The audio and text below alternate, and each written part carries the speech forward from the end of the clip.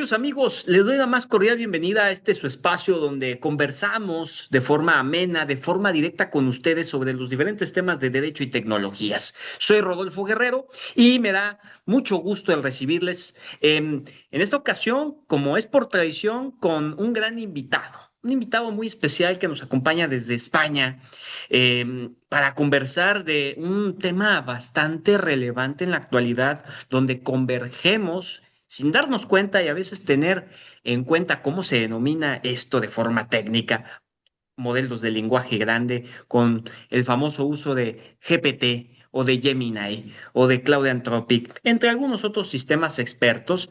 Bueno, vamos a detallar juntos la protección de datos por diseño y por defecto en la contratación pública. ¿Y quién mejor para tratar este tema que nuestro querido invitado de lujo, en este caso, mi estimado Leocadio Marrero Trujillo? A él lo distingue una palabra muy especial en su perfil profesional: pasión por la seguridad y la privacidad. Él es titulado en Ciencias Empresariales y Económicas, es CEO de la Escuela de Gobierno GRC X3 y fundador de GRC Sin Fronteras. Actualmente compagina su rol como DPO en España con la función de director del Diplomado de Privacidad y Cumplimiento del Programa Ejecutivo como delegados de protección de datos en capacitación de la USAC, de la Universidad de Santiago de Chile, director del Diplomado de Protección de Datos Personales de la Universidad Regional de los Andes y también instructor de la ISACA, de la certificación de CDPS. Bien, es una persona muy apasionada, como te vas a poder dar cuenta en esta conversación con él en unos momentos más, sobre temas de estándares de normalización internacional, sobre lo que nos ocupa en esta ocasión de protección de datos. Y qué gusto recibirte aquí, mi querido Locario, y comenzar, si me lo permites, con esta pregunta para abrir este diálogo.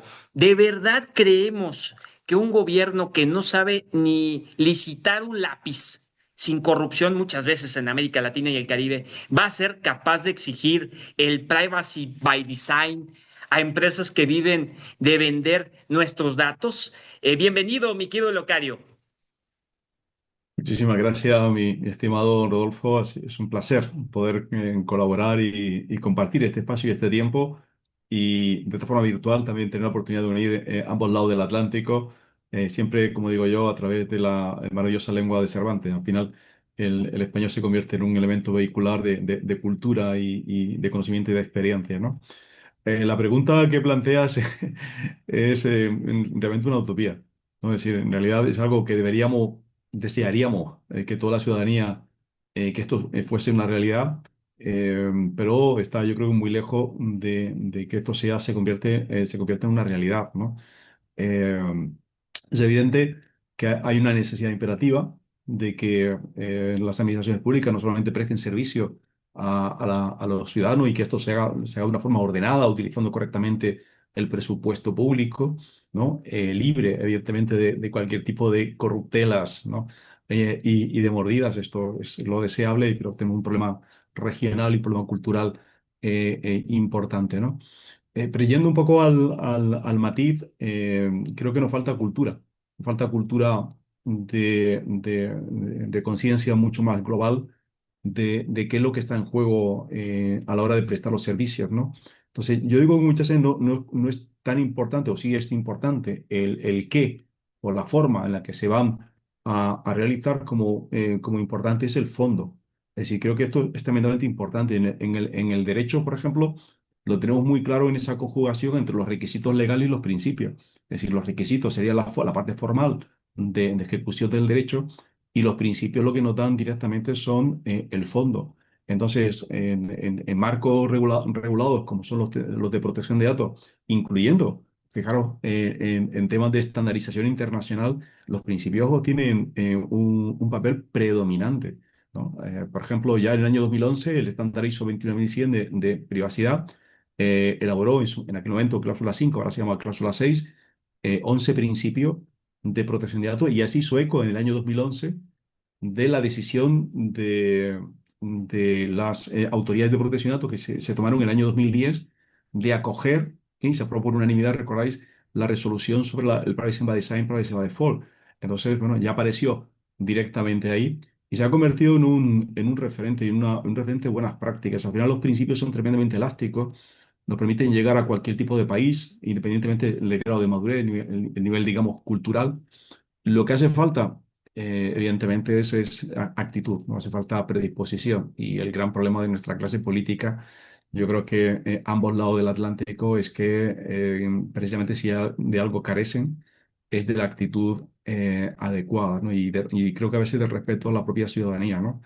Estamos en manos, yo creo que una clase política que no está a la altura de los tiempos en las que nosotros estamos viviendo y no creo que no están gestionando correctamente eh, eh, ese factor etéreo entre los tiempos, las tecnologías y las personas.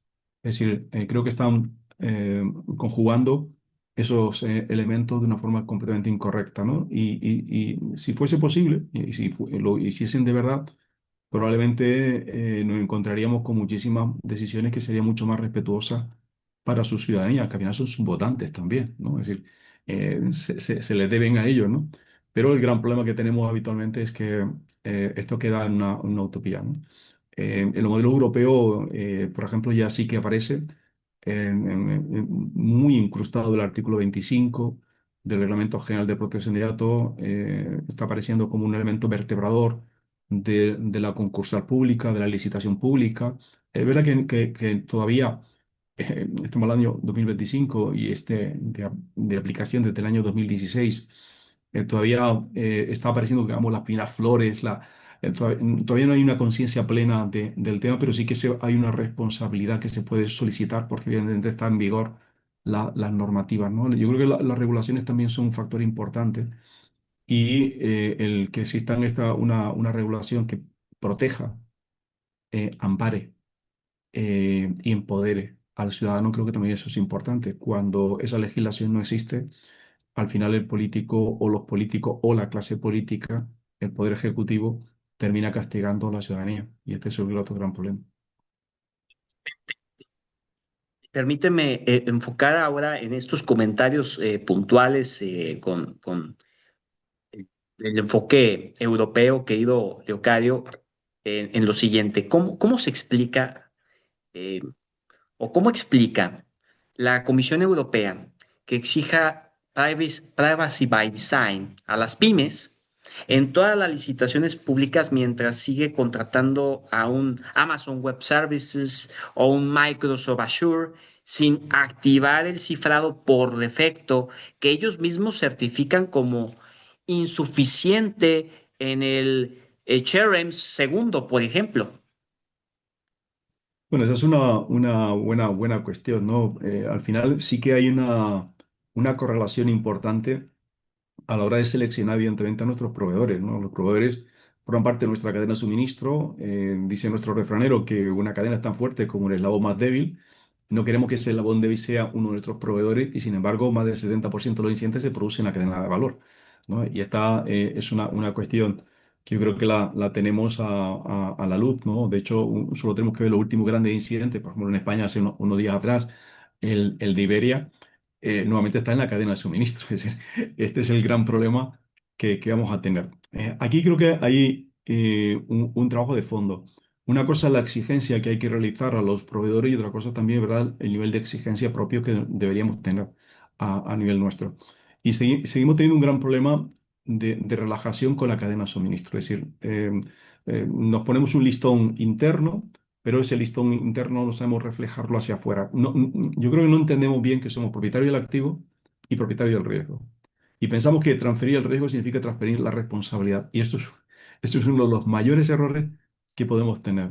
Es evidente que esos proveedores que has citado no nos van a suministrar el nivel de cifrado que nosotros necesitamos. Porque sí que cifran, pero cifran a su manera. Y cifran con transparencia, por ejemplo, para las entidades federales norteamericanas, porque están en aplicación de su espacio jurídico, evidentemente. Entonces, la responsabilidad de cualquier tenedor de datos en la Unión Europea es entender ese marco y entender esas reglas de juego. Entonces, a partir de ahí, Yo sé que cuento con esa carencia tecnológica de cobertura jurídica. Fíjate que un aspecto técnico me afecta a parte jurídica, me puede colocar en un entorno de transparencia para las entidades federales en una afectación clara y manifiesta a mi deber de confidencialidad con respecto a mis clientes, por ejemplo. Y a partir de ahí, solo entendiendo esa configuración técnico-jurídica de ese riesgo, parto a través de la aplicación correcta del control. ¿Y cuál es el control? La necesidad de que nosotros nos acostumbremos a que nuestros datos ya viajen de forma cifrada. Es decir, no esperar que el cifrado me lo aporte el proveedor, lo tengo que aportar yo ya directamente, ¿no? De hecho, es tremendamente interesante, por ejemplo, la guía que hace una semana atrás la Agencia Española de Protección de Datos ha publicado de manera, yo creo que es magistral. Se nota que estamos en otro momento pedagógico de la propia agencia porque la guía lo que hace es partir del análisis de caso, es decir, de procedimientos sancionadores, de experiencias reales, de cómo se podían haber resuelto perfectamente eso, por ejemplo, en algo tan sencillo como la ejecución de un correo electrónico, ¿no? Es decir, al final esto queda en la mochila de la responsabilidad de quien tiene que ejecutar día a día lo que son las operaciones con datos personales, ¿no? Es entender las medidas de seguridad y de verdad yo creo que a veces nos tomamos muy a pecho determinadas cuestiones y otras no. Eh, y creo que es importante que cambiemos la cultura, ¿no? Y la cultura solo se cambia a través de, digamos, de formación, de concienciación. Y es justo yo, mi querido amigo Rodolfo, creo que es el control más barato, el más barato que pueda hacer una organización. Y sin embargo, es tremendamente curioso la versión que hay en muchísimas organizaciones a, a este tipo de control. Recuerdo hace bien poco, eh, cuento una experiencia de una telco muy importante en Sudamérica que me preguntaban en qué consultora podía ayudarle a ellos a implementar correctamente un programa de protección de datos, ¿no? Y le dije que ninguna porque ninguna consultora puede hacer el trabajo que le pertenece al titular del dato. Es decir, tiene que tener músculo interno para poder hacer permeable toda la cultura hacia todos los extremos de la organización. Alguien de afuera hacia adentro, el único trabajo que puede hacer es un trabajo epidérmico. ¿Vale? Se queda en la epidermis, ¿no? Pero ya no traspasa a la dermis y mucho menos a la hipodermis, ¿no? En ese módulo de capa en profundidad. ¿Qué se hace falta? Le dije, mira, necesitáis al menos, en el cómputo de ello, le digo, necesitáis unos 30, 40 personas bien formadas para montar un equipo, ¿no?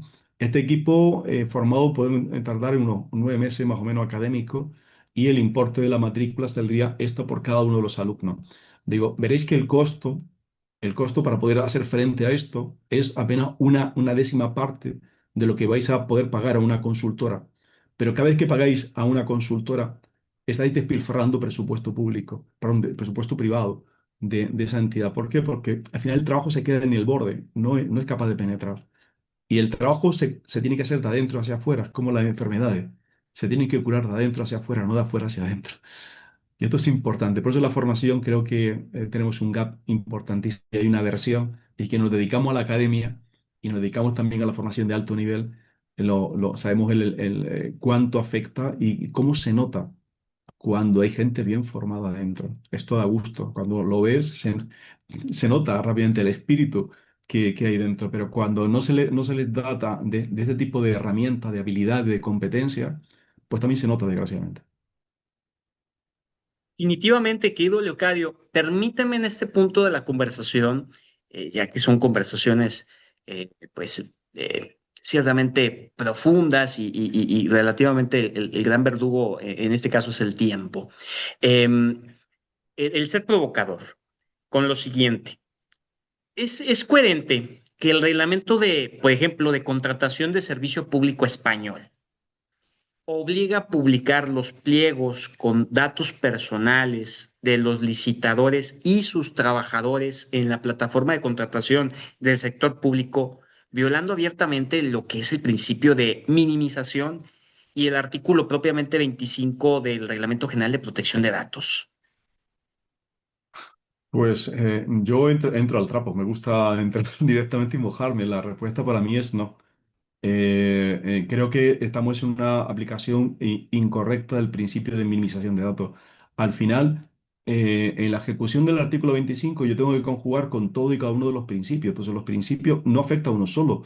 Entonces, a lo mejor yo tengo perfectamente cubierto el marco de licitud, por imperativo legal, por lo que sea, tengo la base de licitud perfectamente, pero ¿qué pasa con la lealtad? ¿Qué pasa con la transparencia? ¿Qué va a pasar con el principio de limitación de finalidad? Al final, hay que conjugar todo. Yo puedo cumplir una parte sí y dejar, digamos, en incumplimiento el resto de los principios, con lo cual no he cumplido el objetivo que el reglamento trae consigo y la Ley Orgánica de Protección de Datos y Garantía de Derechos Digitales también trae consigo. Entonces, al final, creo que tenemos que hacer un cambio profundo también en las administraciones públicas, para entender efectivamente cómo tenemos que conjugar esto, ¿no?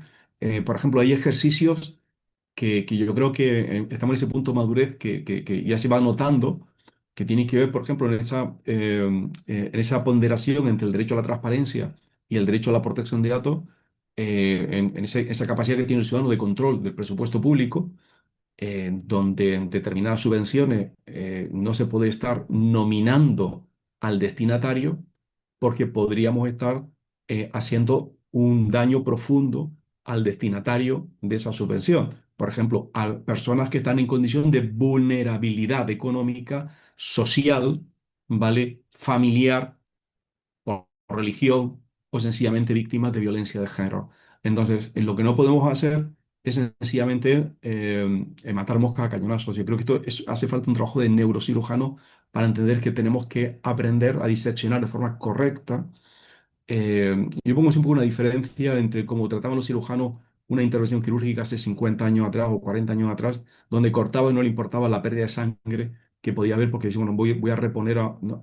Y sin embargo, la cirugía a partir de hace bien poco para acá, ¿no? Notamos que son mínimamente invasivas. ¿Por qué? Porque lo importante no es solo la intervención, es la capacidad de recuperación del paciente.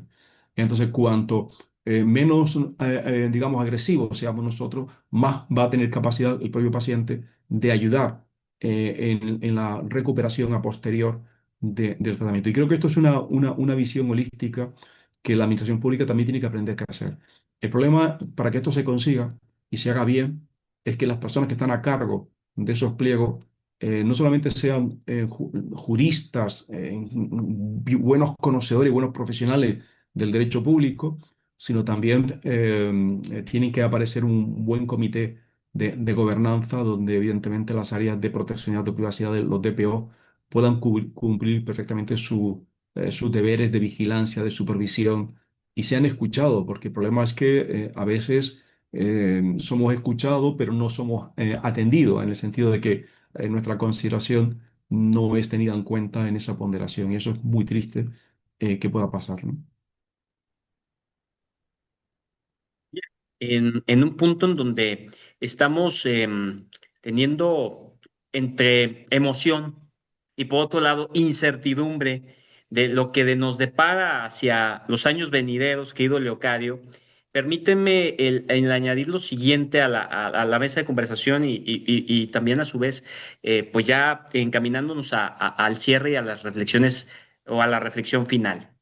Eh, Se ha dicho dentro de esta denominación del colectivo, si se va a seguir permitiendo o aperturando que una futura cartera digital, el famoso eIDAS 2.0, la propia cartera digital europea, se liciten a consorcios donde participan Google y Apple, empresas que viven de la vigilancia, mientras que el artículo 5.2, por ejemplo, del Reglamento General de Protección de Datos Personales o protección de datos, especialmente de la Unión Europea, dice que el responsable del tratamiento, es decir, los estados, debe poder demostrar el cumplimiento desde el diseño y por defecto. O ya hemos asumido que la soberanía digital europea es solo un eslogan de campaña. ¿Qué apreciación tienes al respecto de esto, querido Leocadio?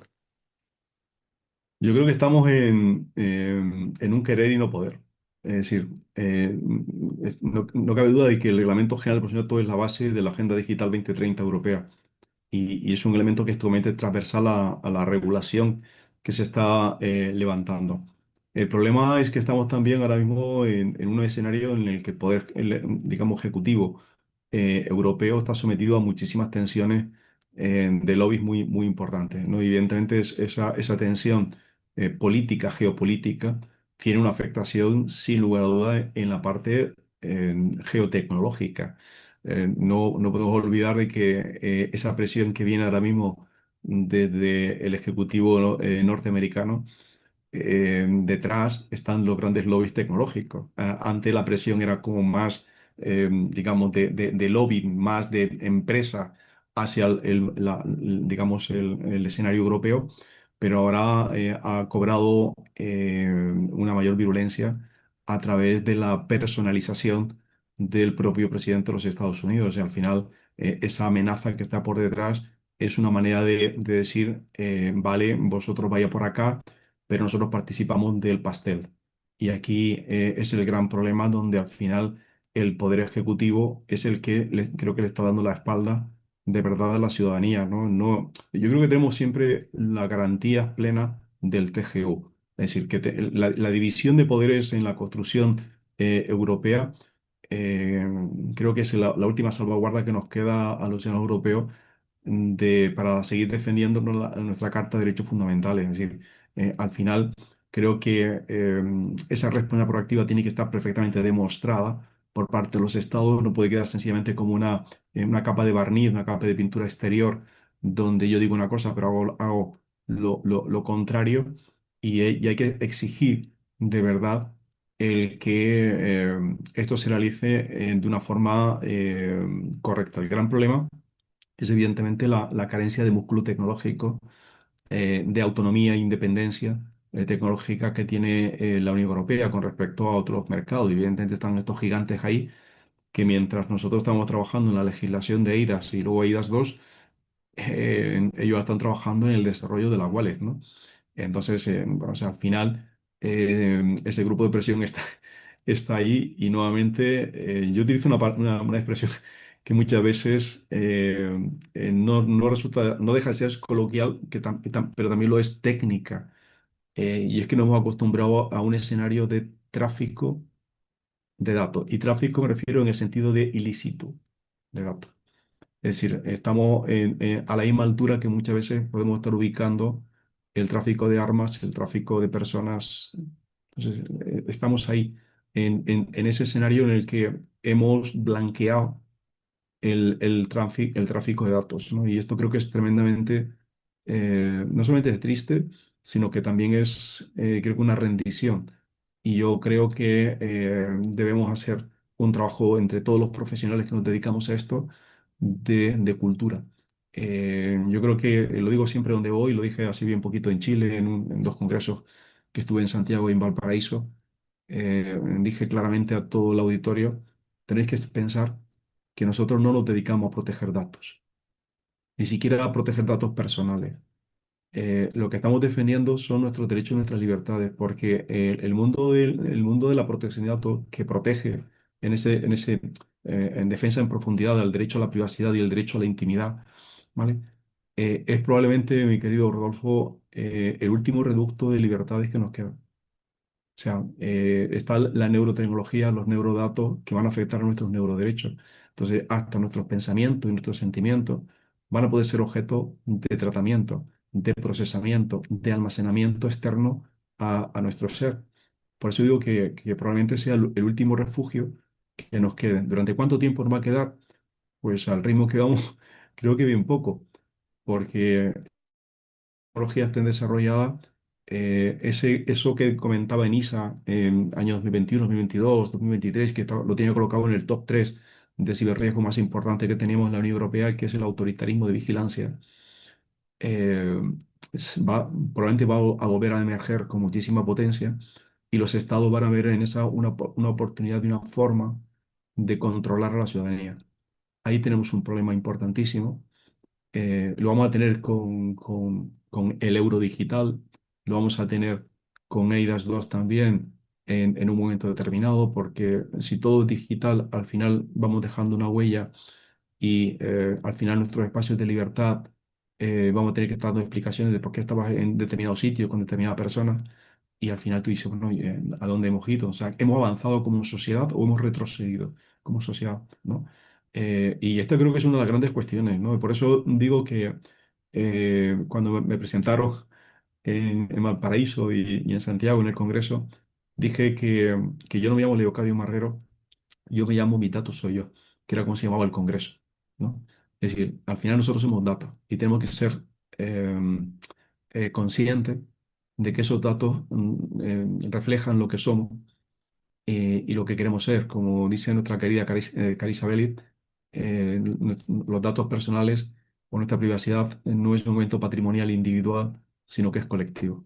Entonces, de hecho, en este momento, nuestros datos se nos están cruzando en los metadatos que están detrás y nos están ubicando en el espacio-tiempo, en el que digo Rodolfo, que forman parte de un solo elemento tecnológico en este minuto, con lo cual ahí tenemos un hermanamiento también a través de los algoritmos, ¿no? Totalmente, querido Leocadio.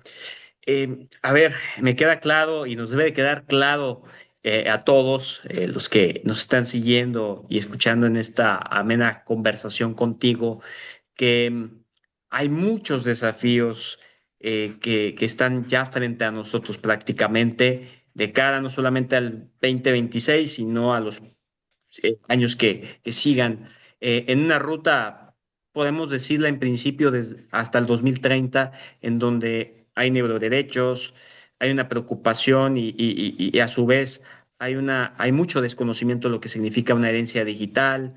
Está de cara en configurar nuevos estándares de normalización internacional, en cómo le damos diferentes razones al tema de inteligencia artificial, cómo lo comprendemos, lo articulamos, la energética, etcétera. ¿Cuál es tu exhorto para el abogado que nos está escuchando, el ciudadano que también le debe quedar claro esto que acabas de decir, me encanta y yo profeso también esa filosofía de mis datos soy yo, para que haga lo mejor posible en esta época postmoderna, en esta época disruptiva? Pues el exhorto final es que tomemos conciencia de lo que nos estamos jugando.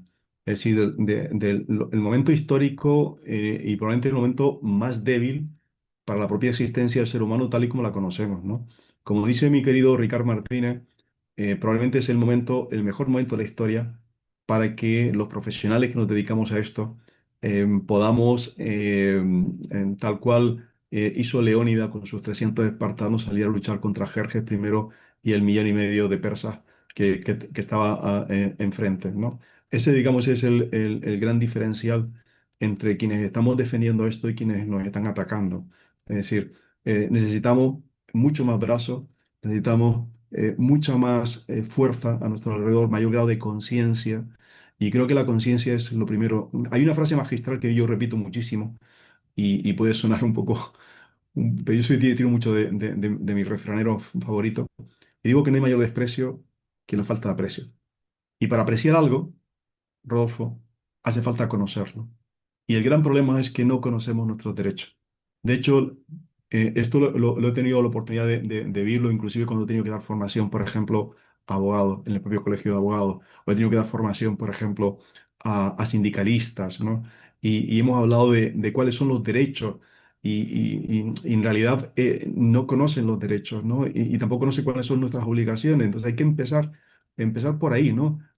Cuando yo hablo de que defendemos los derechos y libertades y que tenemos nuestro marco constitucional, a muchos les cuesta ubicar en la Constitución dónde están. Y esto es un problema. Inclusive muchos juristas han perdido de vista, digamos, en esa pirámide keynesiana de dónde está la Constitución y cómo es un elemento vertebrador del propio Estado y las propias libertades y derechos que nosotros tenemos. Entonces, tenemos que ser conscientes, tenemos que aprender a asociar.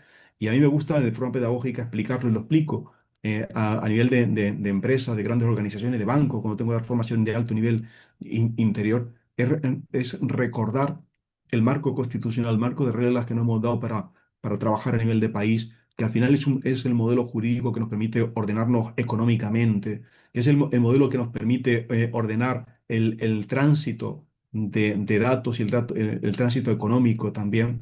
y la manera de relacionarnos las personas. Entonces necesitamos ese grado, digamos, de conciencia y es lo que yo les animaría. Y en el caso de los compañeros del mundo jurídico, les animaría, por favor, que hagan un esfuerzo muy grande por entender el mundo tecnológico, porque no podemos ser juristas, no se pueden ser juristas del siglo XXI sin entender una de las grandes aristas con las que nosotros vamos a tener que conjugar, que es el entorno tecnológico. La tecnología, proceso, persona es la tríada con la que todos nosotros tenemos que aprender a conjugar. Si no aprendemos a conjugar, no estamos en el siglo XXI, estamos en el siglo XX.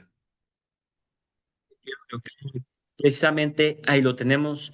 Es un exhorto amigable, pero a su vez directísimo a tomar el timón del barco, el volante del vehículo, o, o como se dice normalmente en muchas partes de la región iberoamericana, mi querido Leocadio, ser arquitectos de nuestro destino para realmente consolidar, como bien has dicho y has apuntalado, una sociedad digna de llamarse que pertenece o que va encaminada a, a una civilidad digital, una civilidad tecnológica del siglo XXI.